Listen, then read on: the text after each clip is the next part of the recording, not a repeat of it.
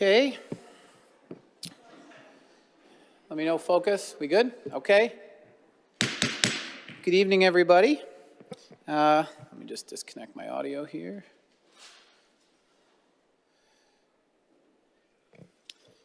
Today is Monday, November 25th. The time is 4:32 p.m. We have a hearing scheduled consistent with the city charter and ordinances as well as state statute for the tax rate setting process in the city of Springfield. We have 6 speakers registered to speak tonight, and as is our customary practice, we'll allow everybody up to 3 minutes to speak. That'll be kept on the timer right here at the podium. After that, we expect to hear a little bit from our Chair of the Board of Assessors, Mr. Greenhall. At 5 o'clock, we do have our special City Council full meeting to take a vote and deliberate on the setting of the tax rate. So with that, we'll get started with our speakers. Our first speaker registered to speak tonight is Mr. Juan Latore. I see that Jay's here. Good evening. If you could step forward and we'll start your time.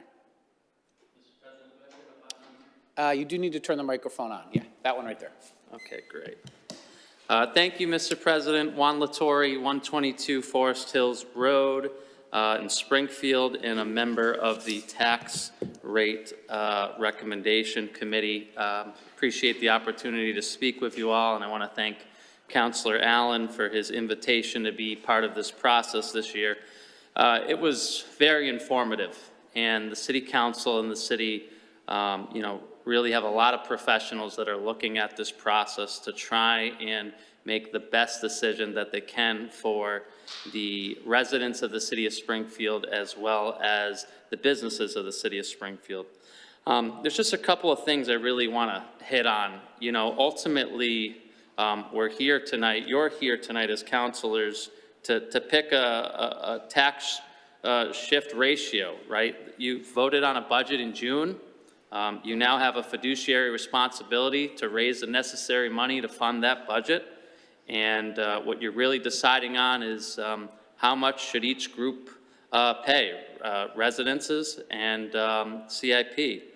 I've had a lot of conversations with a lot of folks, Mr. President, and one of the items that I continue to hear from people is that they're really feeling the pain from the rise in property taxes. I went back 10 years to look at how our taxes have risen, and it's fascinating to see about 10 years ago, we actually had a net average bill reduction in property taxes, and now we're well over $1,000 in the increase in average residential property tax total value. And I really think outside of this meeting, but also tonight, we have to continue to have conversations about right-sizing the government and right-sizing the budget.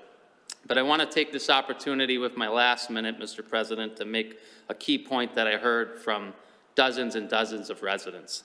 And I say this with some caution, but I want to clarify it. There's a lot of people out there that feel like they've been lied to. And it's not that the mayor lied to them or that any one city councilor lied to them. They feel this way about MGM. And they feel this way because MGM makes a payment to the city every single year in the range of $15 to $20 million. And all that money goes into the general fund. And it's used to pay for a lot of really important things, but no individual portion of it is directly put aside to reduce property tax rates, particularly for residents. And the conversation that I have over and over again is that many people in the city of Springfield voted for MGM to come here through the community host agreement because they thought that it was going to reduce their property taxes year to year. And they increasingly feel like that that's never going to happen. And because of that, they feel a real distrust in this process.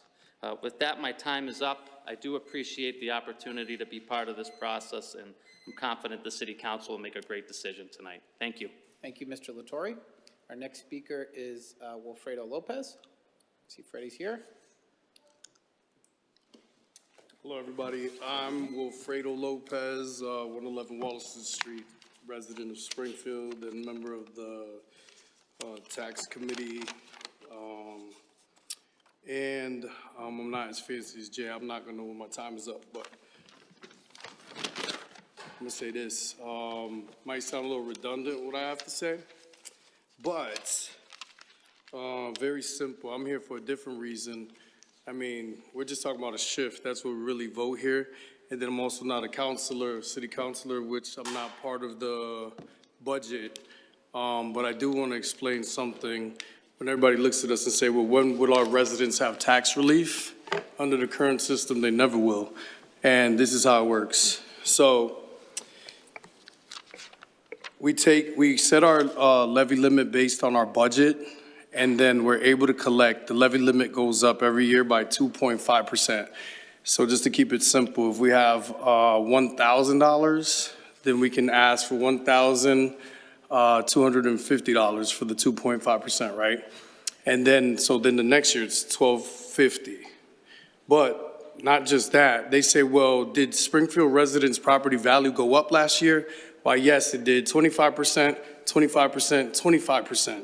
So they also add that to the 25, they add that extra value to it. So now, last year's levy limit can only go up by 2.5% plus whatever the growth was last year.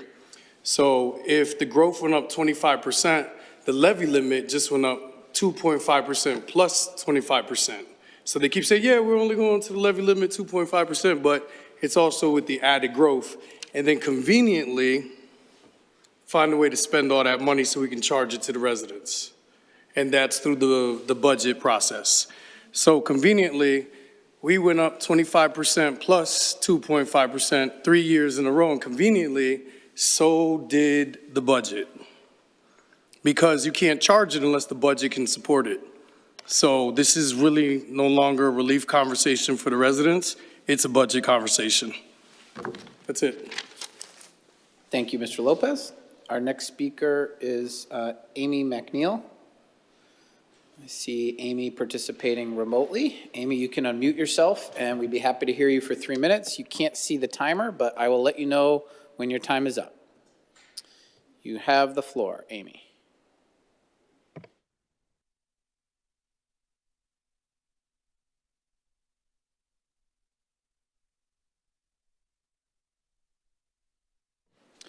Amy, we cannot hear you.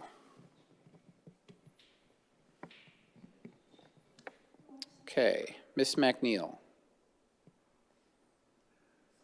Okay, Amy, we'll try to come back. Yeah, I just figured out. Can you hear me now? Oh, okay, we can hear you. Yes, you can begin. Okay. While I understand the necessity of the property taxes to fund the services, my complaint is with the dramatic increases. And I just want to share some of like my personal numbers.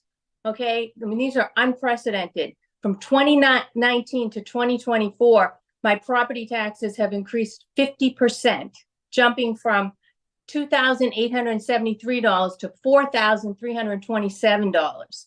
And I also calculated the average increase over a decade, which was about 6%. But in the last 5 years, it's been 50%. In certain years, there have been really significant surges in certain years. Like there was a 27% in 2020, which increased my tax bill by $761. And then in 2022, it went up an unprecedented, unbelievable 30%, which was over $1,000 in a single year, $1,055. And then even this year, I saw another increase to an additional $484. And I understand the whole issue about market values, but I don't think that alone should justify these tax burdens. It's like the increases in the market value don't really benefit the homeowner unless they sell the house.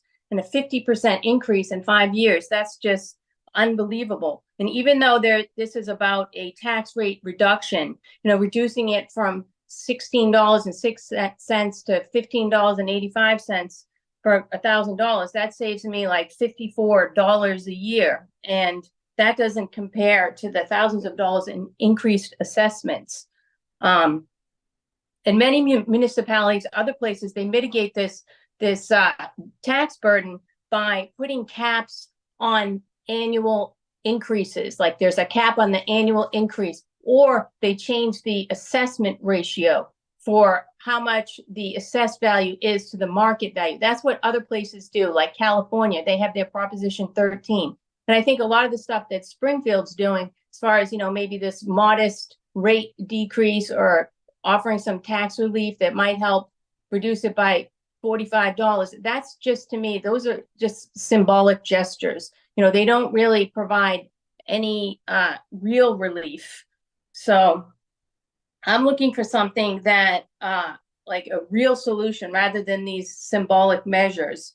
And I would urge the council to just consider things like putting a cap on what can be charged, how much it can be increased for an individual homeowner versus, just whatever the market dictates, or maybe decreasing that assessment ratio. I mean, I do appreciate the measures that you guys are doing, but it's just a drop in the bucket. Thank you. Thank you, Ms. McNeil. Yep. Okay, our next speaker is Richard Allen. Mr. Allen, I see you're here remotely. You have the floor. Good evening, Mr. President and honorable members of the City Council. I have 2 points I'd like to make. One is that this is the first year in 43 years of the tax classification law being in effect that Springfield, in order to protect the residents, has to go to the maximum shift of 1.75. It's been steadily approaching that statutory maximum in recent years, and it is indicative of the lack of commercial and industrial value growth in Springfield that's the case. I regret it that the homeowners now will bear more burden going forward, but that's an important fact to understand, and I would hope that trend can be reversed. Second point, there's this notion among some people in this discussion over the last few years that relief is when the city does not tax to the maximum levy limit.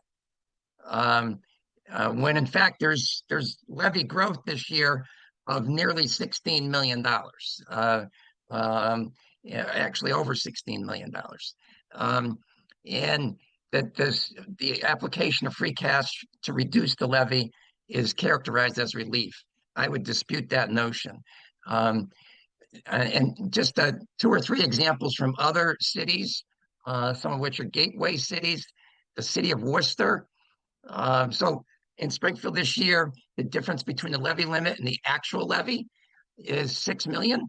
Last year, the difference between Worcester's levy limit and actual levy was $23.8 million.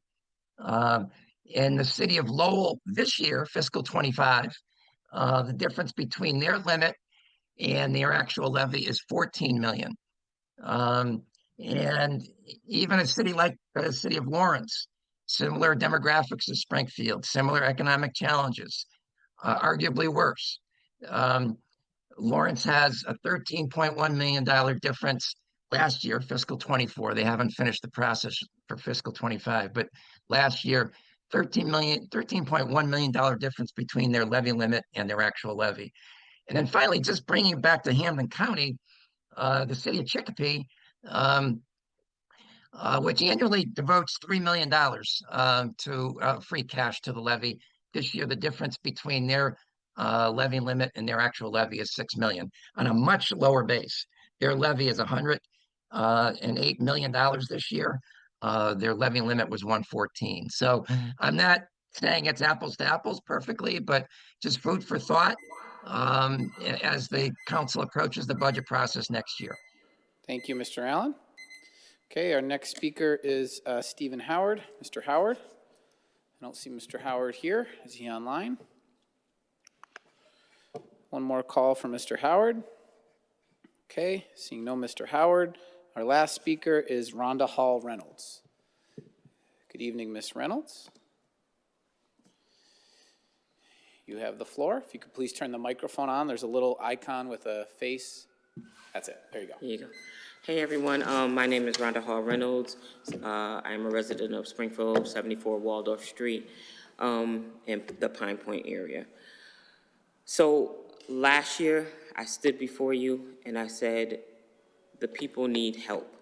We can't continue to do the things that we were doing and taxing the people. And the mayor was kind enough, and I think with Mr. Allen's assistance, like, we ended up getting $1 million back from free money, right? What is it? Am I saying it right? Free cash. Thank you. And so now I'm standing here again because on last year I lost 4 family members. Things are hard, things are tough, and people cannot continue to do this and still be happy in the city of homes. That's what we are. We are the city of homes. And right now the people are hurting. And so I implore you to figure this out. And I love that everybody was talking about the budgets. Look, I can't tell you all of those things, but I can tell you as a resident here, I watch Vibra Hospital. They don't even bother to have their lights on anymore. It's a dark abyss when you drive by. We got people who are hurting, but we got corporations and businesses that aren't doing their part. We need help. We got people who are on fixed incomes. I'm not only a resident, I'm an employee. I am a city employee, and I can't make it if you continue to do this. We are teachers. We can't do it if you continue to tax the people like this. And so this is from the heart. I love my city, but how do we make it if you continue to go up on our taxes year after year after year? This is like a 9-year increase. Every year we go up, and nobody can figure this out and help us out. We put you in office. Help the people who put you in office. Thank you. Thank you very much, Ms. Reynolds. Okay, that'll conclude the speakers who have registered to speak out tonight from the public.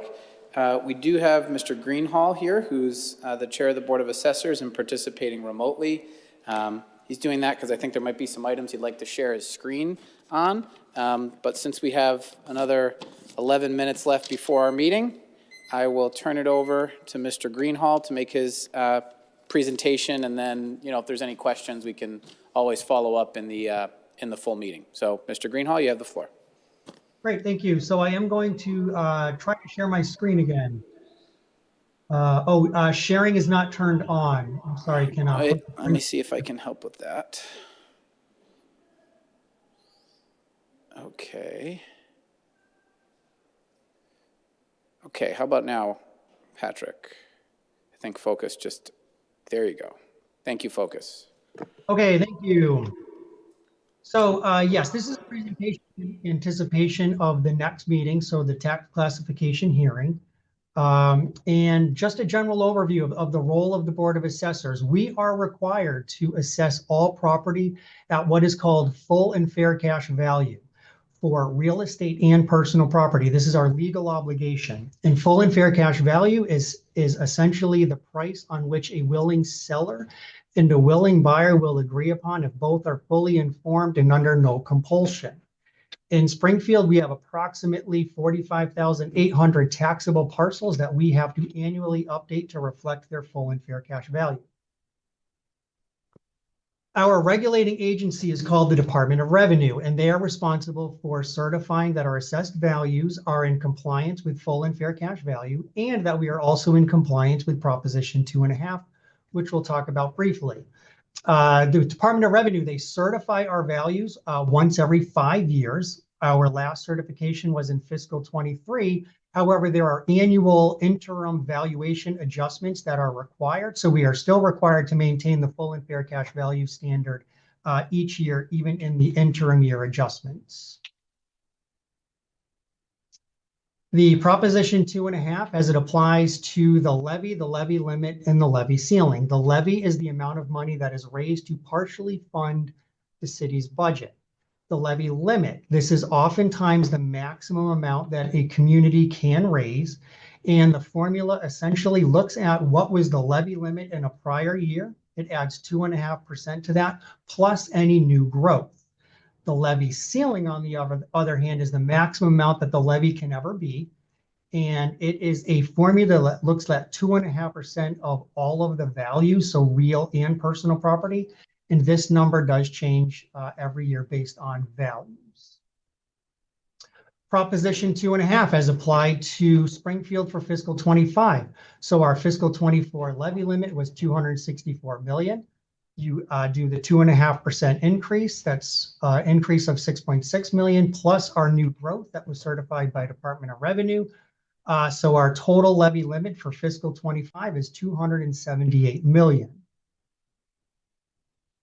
Now, new growth is one of those components to that, and new growth is an annual increase in the levy that reflects increases in the tax base since the prior year.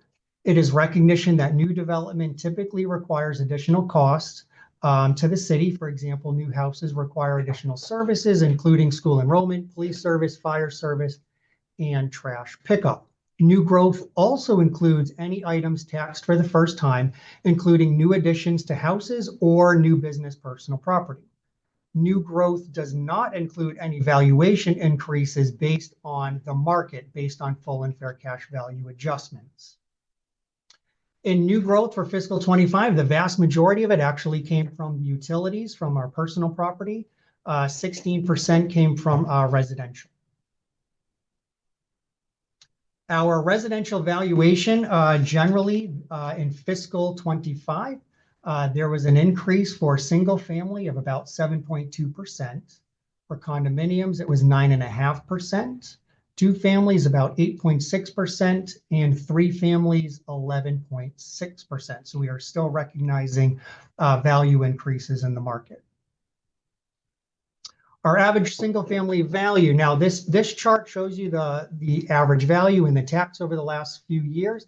And the city council's role tonight is essentially to fill in the right-hand side of this chart for fiscal 25. Our average single family value this year is $255,800, which is a 7% increase over last year's $238,700. The city council's role tonight is essentially to determine the tax factor. Now, this is to define what the tax burden that should be borne by the residential class and the CIP class of the properties. And we can shift a maximum amount that legally is allowed to 1.75.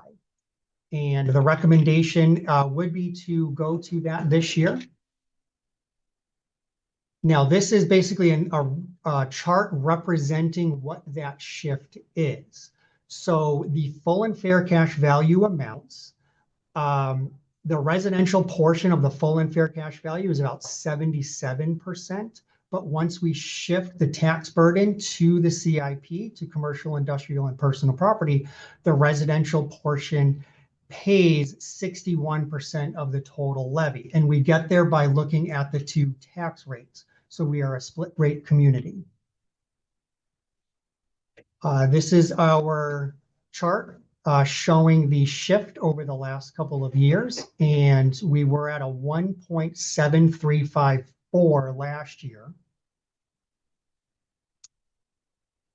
We did have a levy reduction. So this was the free cash that was utilized to reduce the levy. So the city has used $28.5 million, including the $6 million for this year, to save the average taxpayer $428 over 5 years. Our average single tax bill is still one of the lowest in Massachusetts and in the area. This is just area communities, and Springfield's fiscal 24 average tax bill was $3,833. And another way to look at this is out of 351 municipalities in Massachusetts, Springfield ranks 329 out of 351, meaning that only 22 municipalities in Massachusetts have a lower average single-family tax bill than Springfield. We do have some personal exemptions. These are to help people reduce their taxes. One of them is 41C. This is for someone over the age of 65. There are asset and income restrictions. 17D is for someone over the age of 70 or a surviving spouse. The exemption amount here is $175. 37 is for someone who is blind. And veterans, the exemption amount ranges from 400 to a full exemption, but it would be predicated on a disability rating of 10% or more. And lastly, this is one from the state. It's called the Circuit Breaker Tax Credit.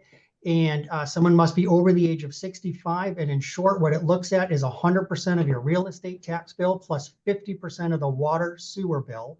If those bills are greater than 10% of the homeowner's income, then they would be entitled to a refundable tax credit from the state.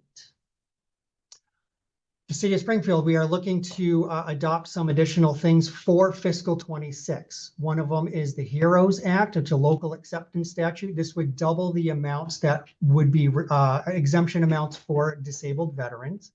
The next one is a vote for tonight, which is General Law Chapter 60, Section 3D. This creates a donation fund to help people defray their real estate taxes for someone who is low income and disabled or low income and elderly. Lastly, the city would be seeking tonight, again, a home rule petition to allow the city to fund that donation statute with an initial $1 million seed of money. I know we're a little short on time, but this is the tax factor options. All of the city councilors, you should have this with you or on your desk. This does incorporate the additional $3 million for a total levy reduction of $6 million. The recommendation is to go to the match shift, and that would result in a 38-cent residential rate to $15.68. And a 19-cent reduction on the commercial rate, which would go to $35.22. There would still be an average tax increase of $177. I know we only have a couple minutes, but I'm happy to take any questions. Okay, thank you, Mr. Greenhall. That actually brings us just about to 5 o'clock. So I would suggest that if counselors have questions about any of that or want to review any of those materials in greater detail with Patrick, we can do it during the meeting once it's called to order and the matter's called up. So with that, that'll conclude the public hearing. Council will reconvene in our special session scheduled for 5 o'clock.